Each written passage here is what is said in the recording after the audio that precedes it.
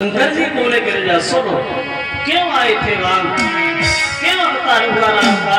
तो बोले कि नारद सापति नर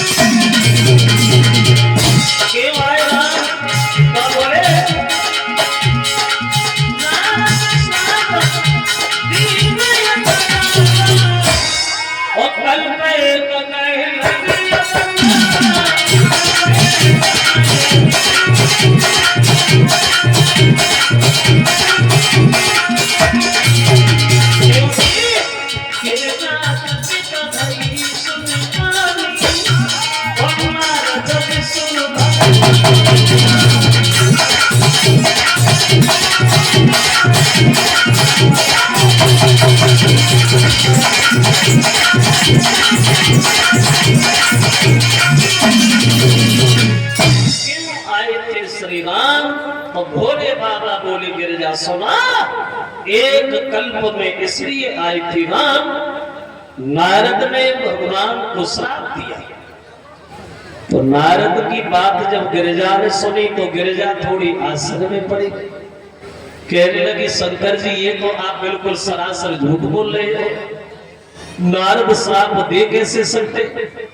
क्योंकि नारद पुजारी है, भगवान के सेवक है, और सेवक कभी अपने स्वामी से नाराज नहीं होता। तो आपने ये काय को कह दिया कि नारद ने भगवान को श्राप दिए, तो बिल्कुल सरासर झूठ बात है आपकी, मैं तो नहीं मानूंगी। बोले मानना पड़ेगा, क्यों दिया श्राप? बोले सुनो, एक बार नारद के मन में आया कि बीड़ा तो बहुत बजा रही है, चलो थोड़ा भले नहीं हो जाए। तो ये विचार करके कैलाश पर्वत से उधर निकलते हुए सब देवताओं से एक बार मिलते हुए और हिमालय पर्वत की तरफ पहुंचे, और हिमालय पर्वत में बीड़ा अलग रख दिया और नारद तपस्या करने में लीन हो गए। वो इतनी कठिन तपस्या की नारद ने, जो इनकी तपस्या को देख करके देवता का राजा इंद्र भी घबरा गया। सोचने लगा अगर नारद की तपस्या पूर्ण हो गई तो हमारी गद्दी चली जाए। अब लगता है नारद महात्मा बन के नहीं रहना चाहते, ये हमारी गद्दी छीनना चाहते हैं। तो उसने कामदेव को बुलाया और बोले भैया कामदेव, नारद की आंखें तुम्हें खुलवानी है, कैसे खुलवाओगे जी तुम जानो।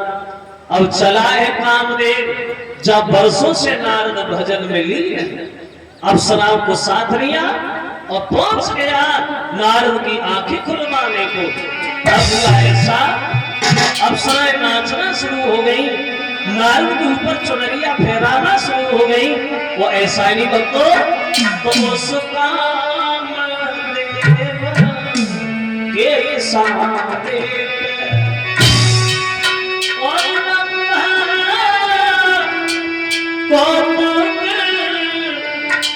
दिखला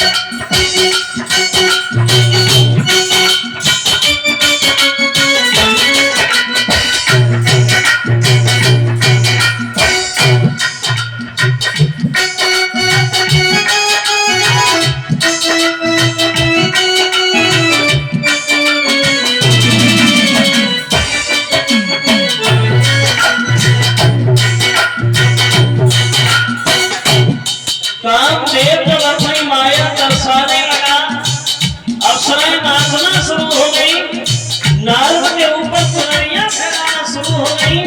ऐसा ही तो